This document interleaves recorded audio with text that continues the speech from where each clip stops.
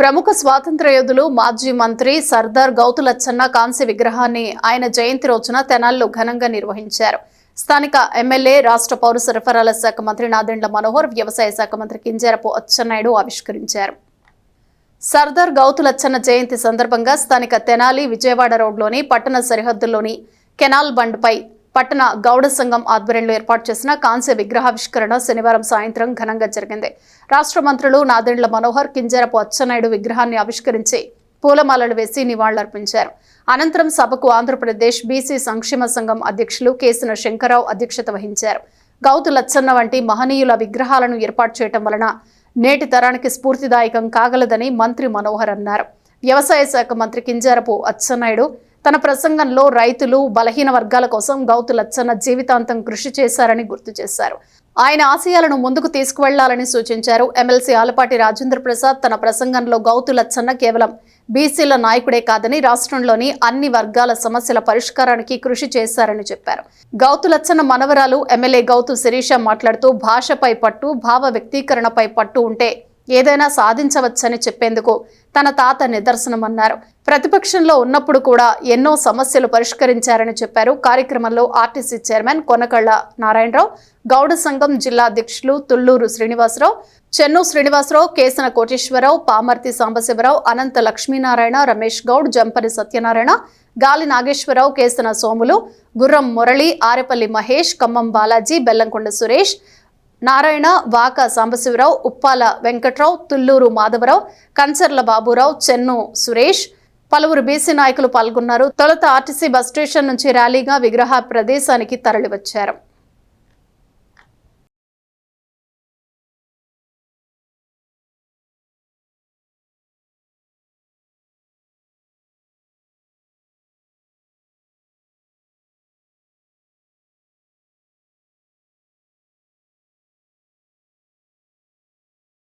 సర్దార్ అనేటువంటి బిరుదు ఈ దేశంలో సర్దార్ వల్లభాయ్ పటేల్ తర్వాత మరి సర్దార్ గౌతు లచ్చన్న గారికి ఈ యొక్క పరిసర ప్రాంతాలందరూ కూడా సుపరిచితులే.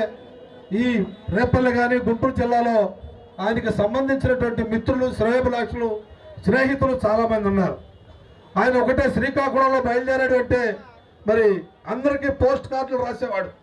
పలానా తారీఖున పలానా ఊరు వస్తున్నాను, పలానా తారీఖున పలానా ఊరు వస్తున్నానని కరెక్ట్గా ఆ టైంకి 10 నిమిషాల ముందే ఆయన వచ్చి ఉండేటువంటి వ్యక్తి. అంత క్రమశిక్షణ, డిసిప్లిన్ కలిగినటువంటి నాయకుడు.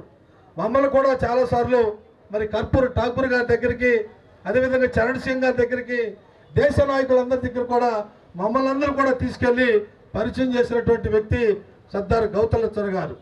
రాజకీయాలు ఎప్పుడు కూడా మరి ఆయన ఎత్తుకుంటూ వచ్చాయి. ఆయనకు ముఖ్యమంత్రి మరి చేయమని చెప్పి కూడా అవకాశం వస్తే నాకు ముఖ్యమంత్రి అవసరం లేదు అని చెప్పని అన్నట్టు వ్యక్తి మరి సర్దార్ గౌతు లచ్చన్న గారు. అలాంటి వ్యక్తి ఈ యొక్క బీసీ సామాజిక వర్గాల్లో జన్మించినటువంటి మరి ఆయన చేసుకున్నటువంటి పూర్వజన్మ సుకృతము మరి మనందరం కూడా చాలా గర్వపడాలనేటువంటి వ్యక్తిగా మనం అందరం కూడా పూజించాలి. ఆ క్రమంలోనే ఈ రోజున దేశవ్యాప్తంగా, రాష్ట్ర వ్యాప్తంగా ఆయనకి ఈనాడు రాష్ట్ర ప్రభుత్వం ఆంధ్ర రాష్ట్రానికి ఆయన ఈరోజు ముఖ్యమంత్రి కాగలిగారు. అంతేగాని నాకు ఈరోజు ఒక ప్రతిపక్ష హోదా కాదయ్యా. అది ప్రతిపక్షం అనేది హోదా, డిగ్రీ లేకపోతే ఎవరో ఇచ్చే కుర్చీ కాదు. అదొక బాధ్యత. ప్రజల మీద నీకున్న బాధ్యత. నువ్వు ఒక్కడు ఉన్నా, 11 మంది ఉన్నా, 20 మంది ఉన్నా, ఆ బాధ్యత నెరవేరిస్తేనే ప్రతిపక్ష హోదా వస్తుంది. లచ్చన్న గారు ప్రతిపక్ష హోదాని ఎంతగా ఆయన ప్రతిపక్షంలోనే ఈరోజు నాయకుడిగా ఎదిగారు. ముఖ్యంగా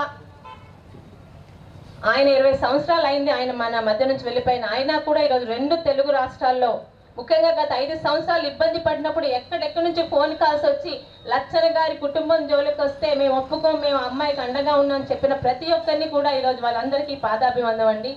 తాతగారు చేసిన సేవ వృధా పోలేదు. ఆయన తదనంతరం కూడా మా కుటుంబానికి శ్రీరామ రక్షగా మీ అందరి అభిమానుల రూపంలో మమ్మల్ని కాపాడింది, కాపాడుతూనే ఉంటుంది అన్న నమ్మకంతో. ఏ వ్యక్తిగతంగా చూసుకుంటే నేను ఏలూరులో చదువుకుంటా ఉండేవాడిని.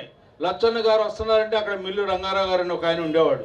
ఆయన దగ్గరకు వచ్చి ఆయన మళ్ళీ ఆ వెస్ట్ గోదావరి నుంచి కృష్ణా జిల్లా వచ్చేంత వరకు ఎవరికో ఒకరికో ఇద్దరికో ఫోన్లు ఉండేవి ఆ రోజుల్లో.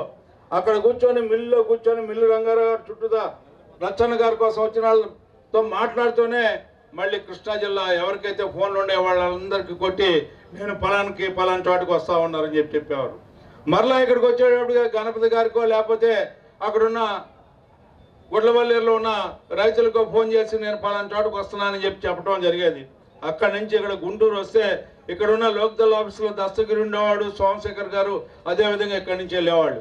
ఈ రకంగా ఆయన ఇక్కడి నుంచి మొదలు పెట్టుకొని ఎక్కడి వరకు వెళ్ళాలో అక్కడి వరకు కూడా తన యొక్క అనుచరులు, నాకు కనపడ్డ అనుచరులు ఏంటంటే ఆ రోజున బీసీలు ఎస్సీలు కాదు, పెద్ద పెద్ద అంచులు కట్టుకున్నటువంటి రైతాంగ సోదరులు, రైతు బిడ్డలు వాళ్ళందరూ కూడా వచ్చి ఆయన కాళ్ళకు మొక్కుతూ ఉండే దృశ్యాన్ని నేను చూసినటువంటి వ్యక్తిగా ఈ రోజున ఆయన బీసీలకో ఎస్సీలకో ఎస్టీలకో కాదు, ఈ రాష్ట్ర ప్రజలకి ఈ రోజున నాయకుడు గౌతు లచ్చన్న గారు, సర్దార్ గౌతు లచ్చన్న గారు. అంటే ఎవరికైనా ఎమ్మెల్యే సీట్ ఇవ్వాలన్నా, ఎవరికైనా పోటీకి నిలబెట్టాలన్నా అక్కడ కులం ఓట్లు ఎన్ని ఉన్నాయి, డబ్బు ఎంత ఉంది, అవన్నీ చూసి ఈరోజు మనం నిర్ణయాలు చేస్తున్నాం. లచ్చన్న గారి కులం లేదు. కులం లేని ప్రాంతంలో 6 సార్లు ఎమ్మెల్యేగా పార్లమెంట్ సభ్యుడిగా గెలిచినటువంటి లచ్చన్న గారు ఆ రోజు ఎమ్మెల్యేగా ఎంపీగా శ్రీకాకుళంలో గెలిచారు. గురువు గారు ఓడిపోయారు. ఓడిపోతే ఆయనకి శ్రీకాకుళంలో నిల్చోపెట్టి ఎంపీగా గెలిపించాలని చెప్పి చాలామంది దగ్గర చెప్తే, ఒకసారి మీరు పార్లమెంట్కి వెళ్ళి ప్రమాణ స్వీకారం చేసి తర్వాత రాజీనామా చేయండి, అప్పుడు మనం నిర్ణయం చేద్దామంటే, లేదు ఒకసారి పార్లమెంట్ నేను చూస్తే మళ్ళీ ఆ టేస్ట్కి అలవాటు పెడితే నా మనసు మారొచ్చని చెప్పి పార్లమెంట్లో కూడా అడుగు పెట్టకుండా రాజీనామా చేసి గురువుకు శ్రీకాకుళం తీసుకొచ్చి గెలిపించినటువంటి మహానుభావుడు సర్దార్ గౌతు లచ్చన్న గారని చెప్పి ఈ సందర్భంగా తెలియజేస్తున్నారు. ఆయన యొక్క కానీ చిన్న వయసులోనే ఆయన దేశానికి అంకిత భావంతో పనిచేసిన వ్యక్తి లచ్చన్న గారు. కాబట్టి నిజంగా మనం గర్వపడే విధంగా ఒక చక్కటి కాంస్య విగ్రహం మనం ఏర్పాటు చేసుకుని లచ్చన్న గారి స్ఫూర్తిని భావితరాలకి నిలబడే విధంగా ఇది మనందరి బాధ్యతగా మనం భావించుకోవాలి. ఎందుకంటే తెనాలికి ఉన్న చరిత్ర ఏ విధంగా క్విట్ ఇండియా మూవ్మెంట్ కన్నా ముందే మనం మొదలుపెట్టాము మన పోరాటం. బ్రిటిష్ సామ్రాజ్యం పైన ఆ రోజు చేసిన పోరాటంలో 7 అమరవీరులు బలిదానం అయిన సందర్భం మొన్ననే మనం ఆగస్టు 12వ తారీఖున పూర్తి చేసుకున్నాం. అటువంటి నేలపైన నిజంగా స్వాతంత్రం కోసం నిలబడిన వ్యక్తులు, సమాజం కోసం నిలబడిన వ్యక్తులు లచ్చన్న గారు లాంటి మహానుభావుల్ని మనం ఈ రోజున ఈ విధంగా గౌరవించుకోవడం, దీని వెనక ఎంతోమంది కృషి చేసి ఉంటారు. ఎందుకంటే నాకు తెలుసు ఇటువంటి కార్యక్రమం చేయాలంటే ఒక శంకర్రావు గారి వలన ఇంకెవరి వలన ఒక్కరి వలన కాదు, అందరూ కలిసిమెలిసి ఈ కార్యక్రమాన్ని మనం బ్రహ్మాండమైన సక్సెస్ చేసుకోవాలి, దానికి పెద్దలందరినీ కూడా ఆహ్వానించాలనే ఒక మంచి ఆలోచనతో మీరు చేసిన ఈ కార్యక్రమం ప్రతి ఒక్కరిలో కూడా గుర్తుండే విధంగా రాబోయే రోజుల్లో